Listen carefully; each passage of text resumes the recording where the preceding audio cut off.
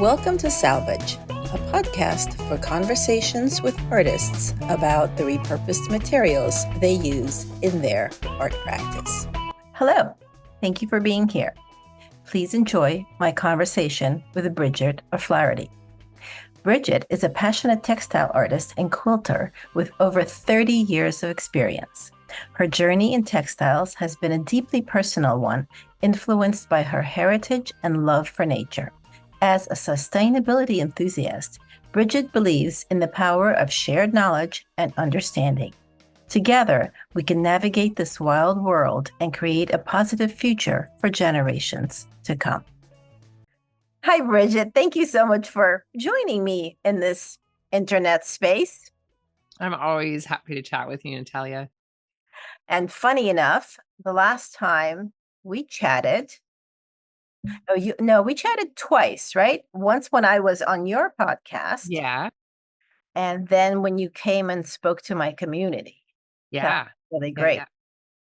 And unfortunately today, I am not chatting from my studio because it's much too hot where I am. And apparently it's raining where you are. Yeah, it's pouring rain. Hopefully the internet holds out while we're chatting. But yeah, Okay. It's been heavy rains all day today. Wow. They listed it on the weather as drenching rains. I'm like, you got to watch out for that wet rain, right? It's going to drench you. Yeah. So poetic. Well, fingers crossed. Let's hope this holds out. Do you consider yourself an art quilter?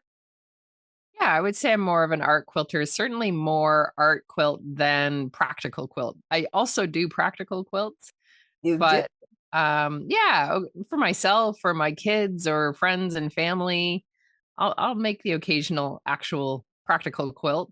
And I have, like you can see in the background here, I have vintage quilts hanging around that I picked up tops in different places, and I have imaginings that I'm going to finish those and put them in my house.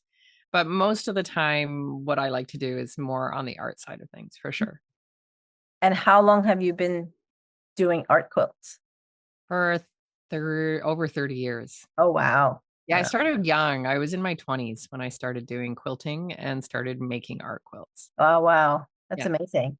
And at some point, though, you became the sustainable quilter. And how did that happen? Well, I'd always kind of had this idea of living gently on the planet, but it wasn't until I took a break from quilting as a profession and went into a professional industry that was really focused on sustainability for buildings.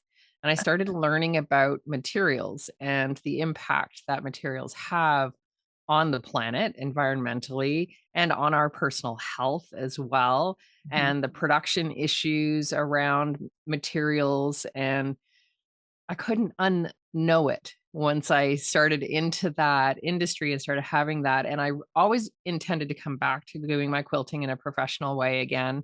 But there was about a 12-year hiatus for me for a lot of personal life reasons, things getting in the way. But when I decided to come back into the quilt world in 2013, I realized I really wanted to come back only if, it was about 2015, only if I could actually do it with some kind of sustainable lens. So I started investigating what that could look like and how I could do that, because really then there was not a lot of options. There's certainly no materials made in Canada that would be considered sustainable materials other than wool. We have wool in Canada, but it's not produced as a fiber for textile in that way. There's a lot of small producers, and most of it's exported out to China, actually. Really? Wow. Yeah. And where it's manufactured into garments there, but the raw wool itself is actually exported, most of it. And so I started looking at what that could look like and what that small 100-mile fiber diet could look like for me. And my neighbor across the road has sheep. And so I went and talked to him about getting some fleeces. I'd never worked with wool before, so I learned how to shear the sheep and then wash the fleece. Oh my God. Yeah, I went right back to the roots of it all. how to wash the fleece, how to pick it, how to card it, and then felt it into materials that I could use as a background or as batting in my Wow. quilts. And I really liked that connection to the land for that. And so then I started investigating natural dyes and ways of changing the materials that I was working with, started looking at organics and certifications because the industry I worked in was very heavily focused on certification and labeling as a way of verifying what you're getting is what you know that you're getting a material or a product that's actually organic because it has a chain of custody to it. It Got it. So that was, has, sorry, that was building materials. You worked for a company that did building materials. Is that right? well, I worked for a company that did verification of projects on. Oh, okay. So we would do buildings that were trying to reach a certain level of certification, and part of that certification included material use. And Okay. so I started learning about certifications for materials. Got it. So this Okay. is in the building industry, so it's a little bit Right. different, but it's still, a lot of it was around carpeting in a building or um, insulation inside the building, and various different things, and what kind of off-gassing they would have with them, and Right. having certifications to verify that they were safe, Right. Got it. or that they were energy efficient, or that whatever the case Right. might be. Got it. Okay. And so I started looking into that for textiles. What does Mhm. that look like in the textile world? What kind of certifications are there? What's out there? And I wanted to understand it better. So I started researching that. It was really hard to find things that actually met any certifications when I I first started. bet.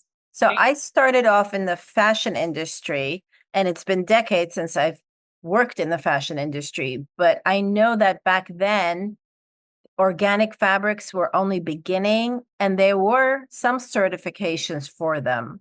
Because I Yeah. remember seeing that. I did a little research into that back then.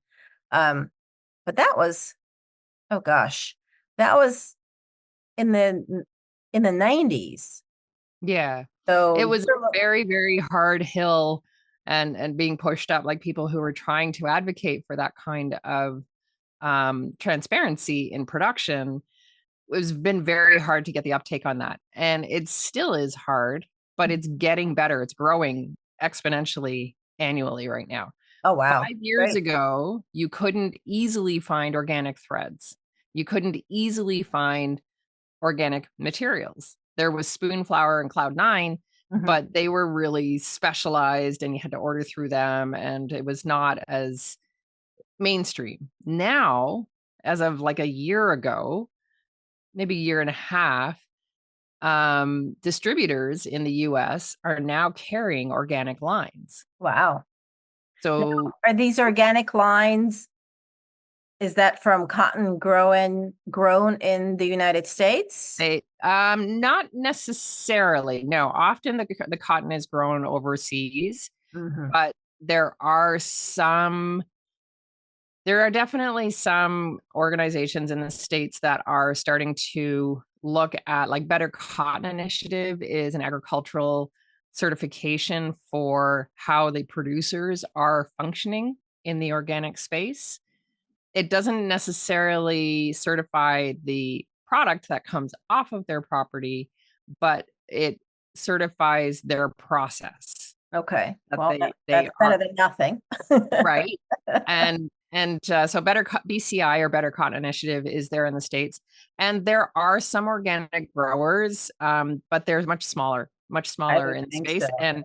And it is really hard to compete in that space for large production. So places like Turkey, there's organic cottons come out of Turkey and out of China, of course, and Pakistan. There's lots of Asian organizations where they're doing fairly decent work around organics. That's So great. in the last year, I did an interview with somebody from the Global Organic Textile Standard, which is also called GOTS, and it's an international organization that does certification of organic materials. Wow. And they are now producing about 1% of the total, little over 1% of the total cotton demand globally as Wow. organic. So it's the first time we've been over 1% Yeah, with organics, which it's is exciting. crazy. It's really exciting. It's crazy to think it's such a tiny number, but it's such a huge accomplishment to even have that tiny number. It's a huge, yeah, it's a huge accomplishment. And to start seeing the uptake that's happening, people are starting to recognize the value of that transparency. It's not without its uh, issues as a standard, and like in any industry, there is always the potential for people cutting corners and paying off other people to get through and get squeaked through. That, like Right. I'm sure there's been reports that there's that kind of stuff going on with GOTS, but they are pretty rigorous with how they are doing their assessments. It's third party assessments, and the people that do that work really believe in the work that they're doing. I think they have to because I would think it's very difficult work. Yeah. Because Yeah, there they're are going people into who try to cut corners everywhere. yeah, and they're going into like the other part with GOTS, it's not just about the materials itself, it's also about the production within in the industries. So it's safe workplaces, it's fair, equitable wages for the people that are working in these Um, industries. It's not just about the materials, it's the whole package of sustainability, a people, profit, planet. It's saying that the people actually matter yeah, in what you're doing, and they need to have safe working spaces, and they need to be paid well. yeah. And so that's part of the certification. They need to verify that they're doing that. Oh, that's great. Do they also certify what the material is printed with? So and yeah, any part of the production from basically from seed to sausage kind of thing, like from the pulling of the fibers and materials, once it starts to be made into a fabric, from that beginning of that process until it is meeting a retailer, all of those Oh, wow. processes are monitored and have to meet thresholds. Oh, wow. That's huge. Yeah. There's also Okotex, which is Oh, I've heard of them. They've been around for a long time. they've been around a long time, and there are a lot of products out there already certified under Okotex, and they are really trying to make sure that there's no harmful substances in the production of the materials, because there's two ways that harmful substances leave. It's either on the material or in the water. Like that's it, right? It's either going to go on the material or in the water. And so they have really strict regulations that insist that it does not end up on the material and it's not in the wastewater. And in order to meet that certification, they have to verify and have third party verification to say that, yes, they're following and complying with that. It's not only organic materials. It can be organic materials, but it is also polyesters and it is also synthetics that are using safer processing from an Okotex perspective and lens. Mhm. So we can have synthetics produced in a more sustainable way, less harmful way. Not ideal in my mind. We still need to have more biodegradable things. Yeah, We put less value on longevity and more value on materials that don't harm us and disappear. They don't harm future generations either. absolutely. So just a rookie question. You get fabric sometimes, and the label will say this was made from 100% recycled plastic bottles or something like that. Yep. Does Okotex, like, can you look that fabric up through Okotex and see if that's really true? If it has an Okotex label on it, you can trace that material. Yes. Oh, so it has to have a They label. have a So if it's database. okay. Yeah, So if it's a garment and it has the Okotex label, you can trace it. But what if absolutely. you're in a quilt store and you're buying fabric? If it's got an Okotex label on it, So you that would can. be in the seam in the selvage? I don't think it's in the selvage. No, I think it's on the bolt. If they're Okotex bolts, I don't know about the materials, like the cotton side of Okotex. I don't know if there are companies that are doing Okotex certification for that. I know there's Okotex for thread, Madeira is an Okotex thread. Orifil is an Okotex thread. And you can look up those particular threads and see where they were made and what the processes were. And you can see, yeah, the details are there. That's They great. track everything, and they have, it's an open source, not open source, but it's a publicly available database. Yeah. No, that's Um, how it should be. You should be able yeah, to. transparency. That's what it should be all be about. Yeah. Everything should So be. so there's exciting stuff starting to happen, and we're starting to see more and more of it in the industry readily available to the average consumer. Except the average consumer doesn't know what to look for. So Right. that's where I come in and I start talking to people about this stuff and I get all excited. So, how do you share all this information? Actually, no. Um, First of all, how do you get all this information? How do I get all this Yes. information? I read a lot. Um, I do a lot of research. I have a very much an academic research mind, and I read articles, and I am part of newsletters that have interesting things going on, like there's the Textile Exchange out of I think it's a global organization. I think they're based in the States though. The Textile Exchange, they are doing really amazing work in the space of sustainability for textiles. Mhm. And they do a lot of studies, they do a lot of calculations around what kind of impacts different materials are having That's on the global emissions that we've got going on. GOTS does its own reports, and I read them. All these different Okotex, like I actually enjoy them. I listen to podcasts of other people who are interested in the same kind of stuff. And there's Hepatic and Hue, which is a really great podcast. Has a lot of interesting stuff around sustainability, not only sustainability, but it definitely comes up a lot in their conversations. And then I'm part of the have you ever heard of things called a fiber shed? Yes, I have Yeah. heard of that. Yeah. Yeah. So I follow different fiber sheds in the region and I read their reports, and I'm I'm really, I don't know, I just like knowing. I like understanding and I research.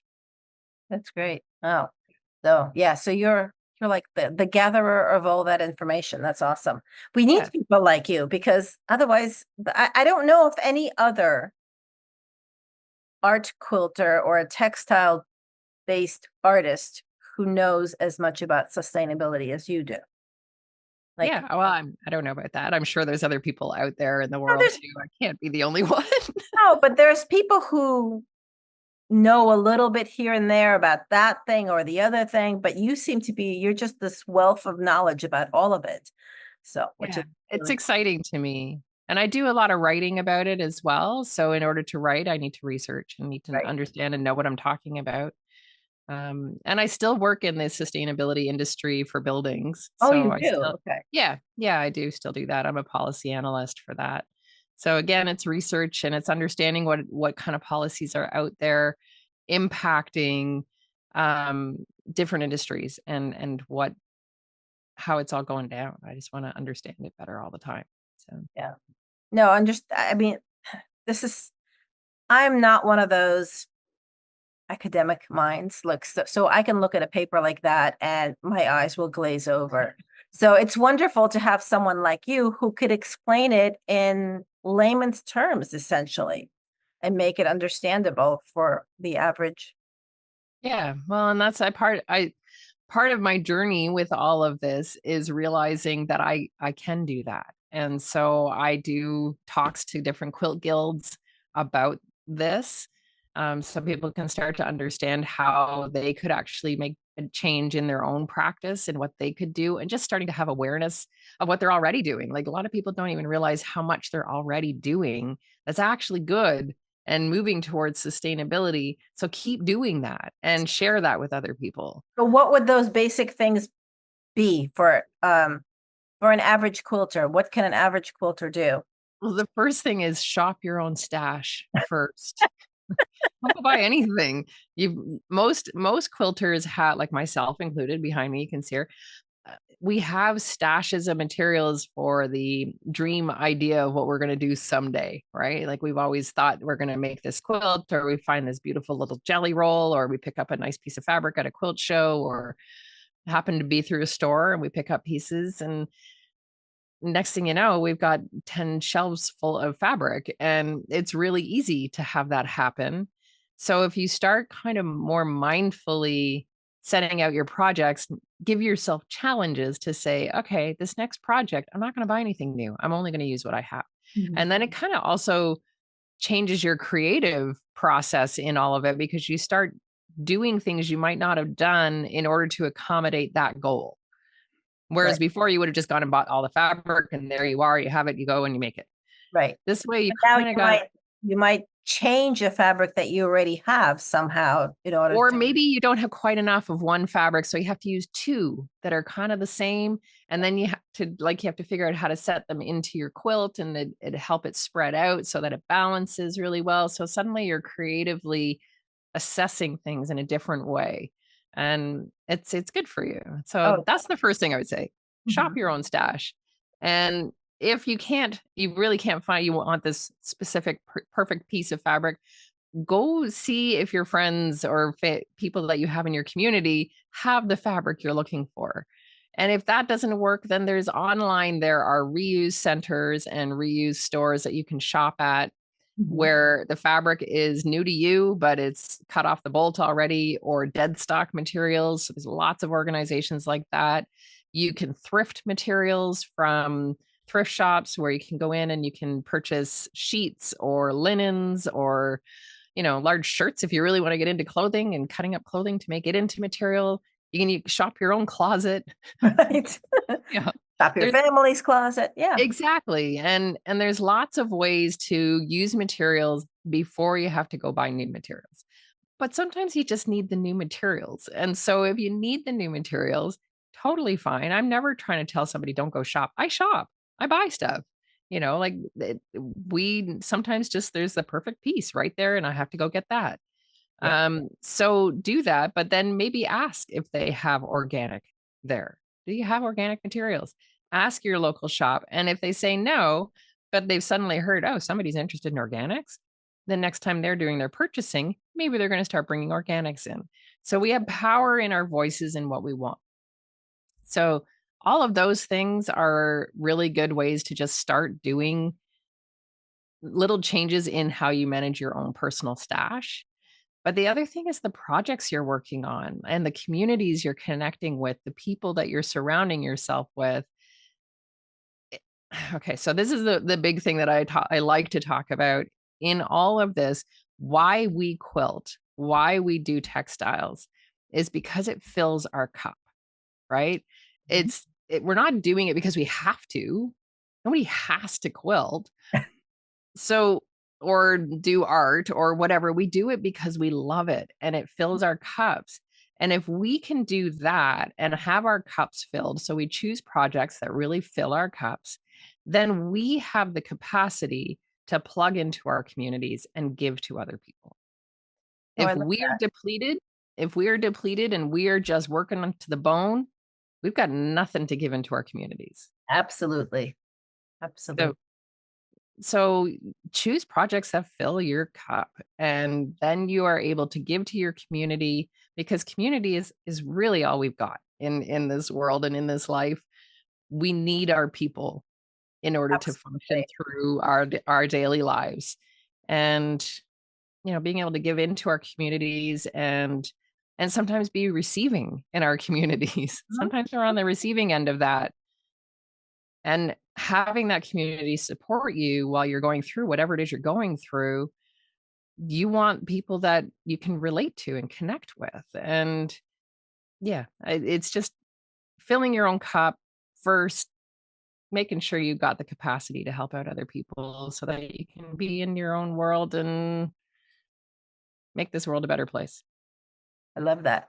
So speaking of community, you Yeah. actually have a community, right? I do. I do have an online community. We hang out online and we talk about sustainability, and mostly we get together and do a sew and share monthly. I have a couple of courses on some of the histories of materials that are available to people so they can start to understand how cotton became what it is here in North America, and globally, and they can understand how wool works, where it's been produced, what we're doing, linen. so I have a few different material courses, and there's new stuff coming out in the fall around sustainable businesses and Oh, helping people with small businesses understand how they can be sustainable and how they can.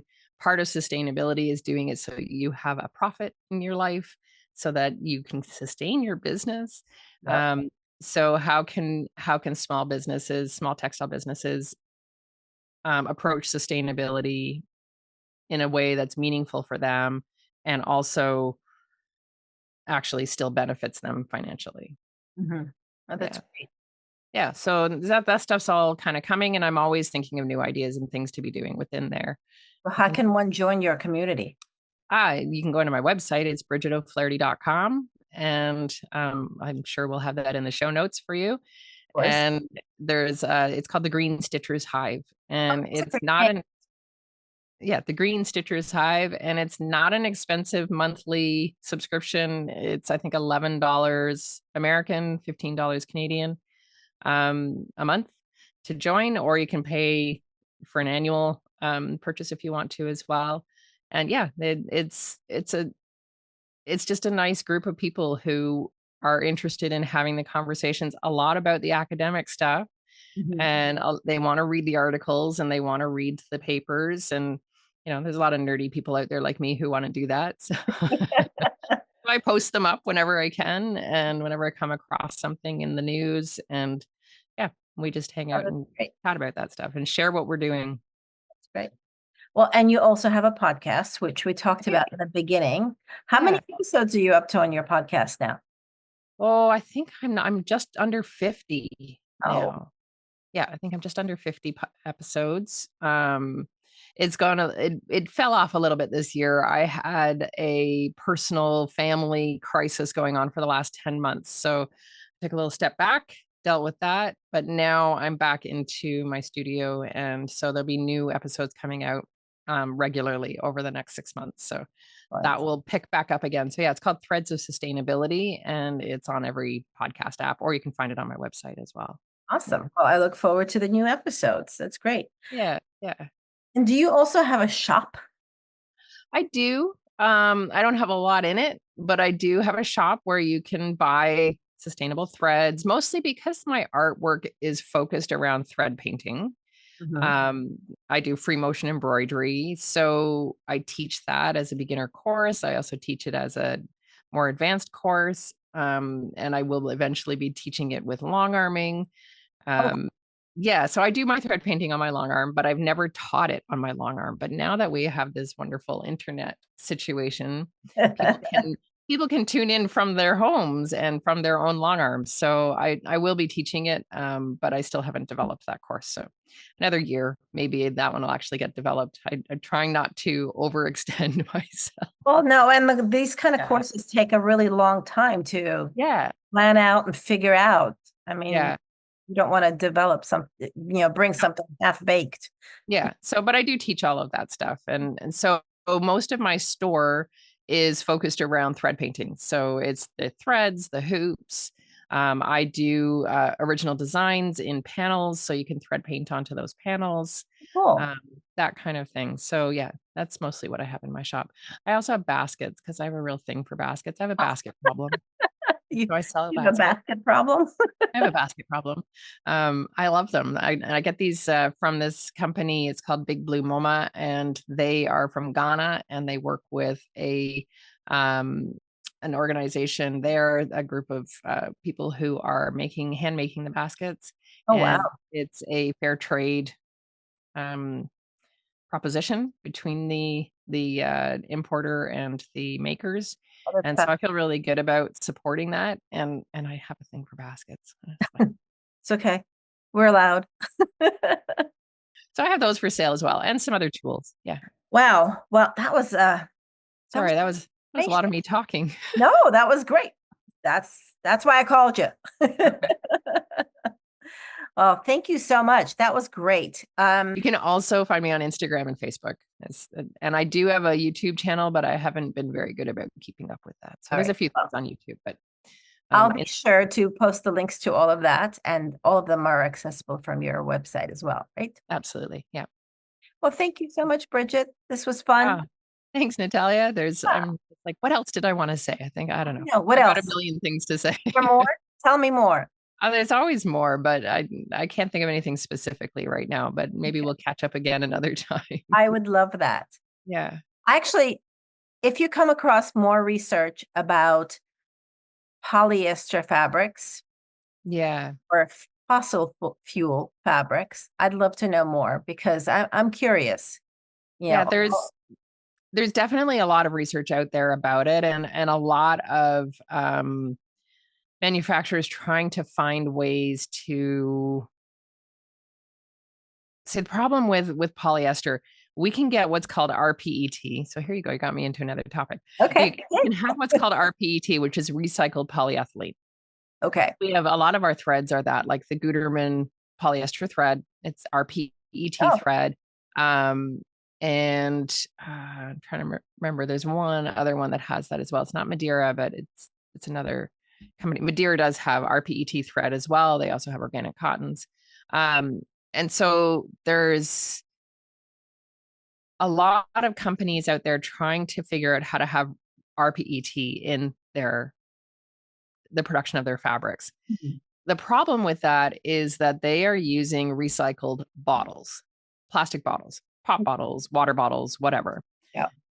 And that becomes an end of use. Once those recycled bottles become thread or material, it's end of use. Right. We don't have another use for whatever it is Right. The beyond that. circularity is not there. The circularity is not there. So it sounds really good, and Mhm. it is good in some ways. However, what we need to do is figure out how to recycle polyester clothing because we have hectares of recycled clothing in dumps in the global south, Yeah. in not our backyards, Yeah. in somebody else's backyard. So, And it's a problem. yeah. So the thread only gets made from the plastic bottles. It never gets made from the fabric. No, I guess the fabric is just too complicated. There's so many different blends, so many different exactly. dyes and everything that's done to the fabric. And the quality of the material in the first place. Yeah. So there are companies trying to figure out a solution to that, but it's still in development stages. There's nothing that's like, yeah, we've got a winner here. Yeah. No, I know that there are some small designers who shop at thrift stores and at dumps like that, and they repurpose the materials they find in the Yep. clothing there and create beautiful new garments. Yeah. I think they're far few between. There's just not that many of them because I think it's a rather A lot of work. difficult Yeah. market. Yeah. But also there's so much crappy material out there. Yeah. I know That's I one of bought the some, biggest issues. Yeah. yeah, I bought some of that stuff before and it starts pilling and falling apart and Yeah. it just looks so ugly. And then at the end of the day, it still is a trend that is in okay right now. But once that person no longer wants that garment, it's then off to the landfill again. Yeah. So it's a big problem, and it's one that I know, like the textile exchange is doing their conference this in 2024, I think in the fall, and it is a big topic. It's a big conversation that's happening amongst producers globally right now. Yeah. No, To I try, know it is. yeah, I had a guest in my community who comes from the fashion industry, and she was speaking a lot about what's happening. And there are solutions happening, but they're just not there yet. it's it's not at scale yet. Yeah. So yeah, it's a problem that needs to be solved, and there's people out there trying, but right now all we have is evidence that it's not working. Right. Well, as long as people are trying, right? You got to remain hopeful. Yeah, I'm always hopeful. I'm always optimistic, and at least the conversations are happening now. Yeah. Yeah. No, I Yeah. remember being in the fashion industry in the 90s and there was some conversations happening. And I even with a friend, we were even thinking like, how can we do this? Can we do something out of sustainable clothes out of sustainable fabrics. And we didn't have the backing. You need a lot of money to start a fashion company. And we Yeah. didn't have any kind of backing, but there were inklings of that then. So hopefully, 30, 40 years later. Yeah, it's a little bit depressing to know that in the 90s the conversations were starting and we're still not really that much further ahead. That's a little disheartening, really. But there are conversations happening, and what's exciting is starting to see policies coming from the governments saying you have to change this. Yeah. You cannot produce this anymore. And so that the EU has put some pretty heavy policies in place, and it will only follow in other regions globally Well, because it has to. yeah. I mean, I think that's just goes, change comes from the top. Yeah. Like we have to get to the big corporations. And if the government and big corporations, if the change happens there, then it trickles down to the rest of us. At the end of the day, it has to be worth it financially. Yeah. It's really what it comes down to. Oh, And yeah. if we can make that the reason for the larger corporations doing it, that it makes financial sense to them, then and that comes from the market demand, right? It's back to the consumer. We demand it, they will deliver it. That's right. So it's that power that we have as consumers, but we forget about it. And Always. we get lost in the shiny things. We get lost in it. Stop with the shiny new things. Yeah. Demand sustainability. So, Yeah. yeah. Well, thank you, Bridget. I'm Thanks, glad Natalia. kept, We went on a kept little talking. a little side note there, but that was good. That's all good. All important Yeah. information. All Yeah. right. Well, thank you. I have a whole list of companies to look up to add to the show notes. I look forward Awesome. to doing a little research myself. Yeah. Well, and let me know if you need anything. I'm happy to send you links. Awesome. Thanks so much. Awesome. Thank you for listening. All the links are in the show notes. Please follow Bridget on Instagram, and I'll see you next time. This podcast was created, produced, and edited by me, Natalia Korover. Theme music by R.C. Gaida. Find out more about me at artbynatalia.com. Find out about my community at repurposercollective.com and about my education initiatives at ecoloop.art. Thank you for listening.